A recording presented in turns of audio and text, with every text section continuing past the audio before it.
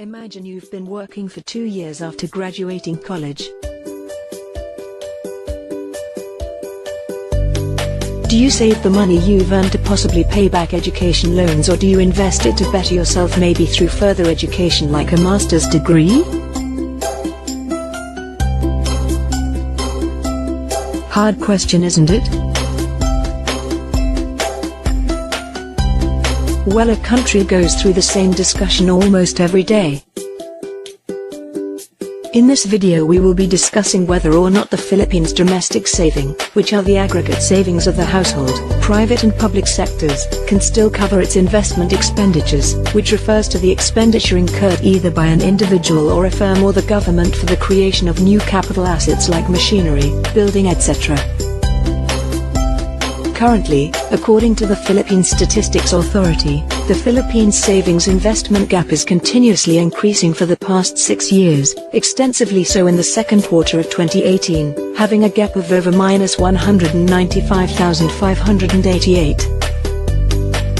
The gap, as per economicsonline.co.uk, is defined as a situation where the current level of savings is insufficient to cover a country's capital formation. Gross capital formation is important because it is one of the factors that contributes to economic growth. This is because these are investments done to increase a country's productivity through machineries, buildings and the likes.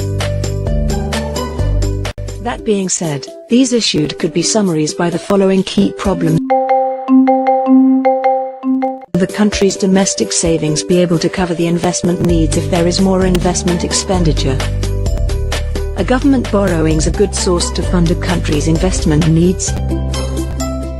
What caused the country's investment expenditures to exceed their gross domestic savings? As of this year, the Philippines' gross savings rate was measured at 14.2% in March 2018, compared with 16.0% in the previous quarter.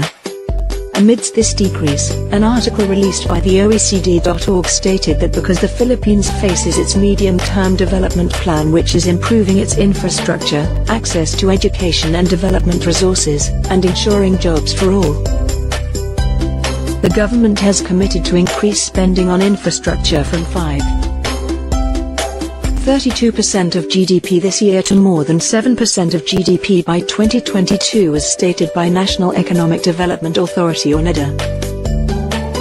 Considering the continuous decrease of savings and the increase of investment expenditures, it is therefore the government could not cover its investment needs with only household, private and public sector savings alone.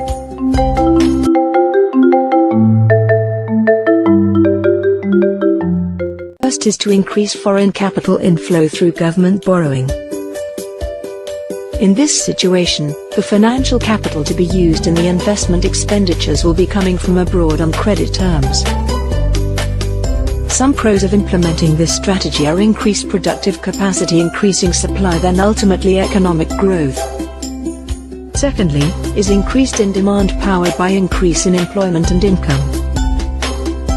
Overall, it could be beneficial in the long run because of investment like education, public transport and other public services contributing to economic growth.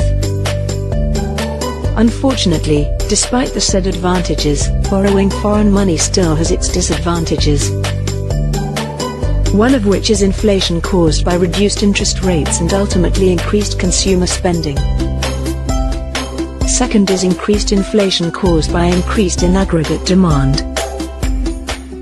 Third is the temporary nature of reduced unemployment, and lastly the crowding out effect, which happens when loan repayments are given more emphasis than savings and investments in future budgets, sacrificing the next generation's funds. The second alternative is to increase net exports. With this, the country will have an increased export revenue and a decrease in import spending, should the households buy less from overseas. Weighing both alternatives, the most favorable solution is to increase the net exports because it will contribute to the increase of a country's savings rather than its debts and interest, which can be a result of the other alternative, which is borrowing from foreign countries. Moreover, expenditures aside, the country could also benefit from net exports in other ways, such as increased production and employment.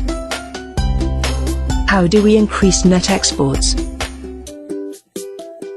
One is to get the government to give financial support to exporting companies, encouraging them to have their products sold abroad, and second is increasing the availability of credit, which could also be a motivating factor for companies to export their products. All economic benefits aside, this solution is the most viable because after all, who would want their debts rising faster than their investments? No one, because you would be buried in loans even before you've reaped its benefits.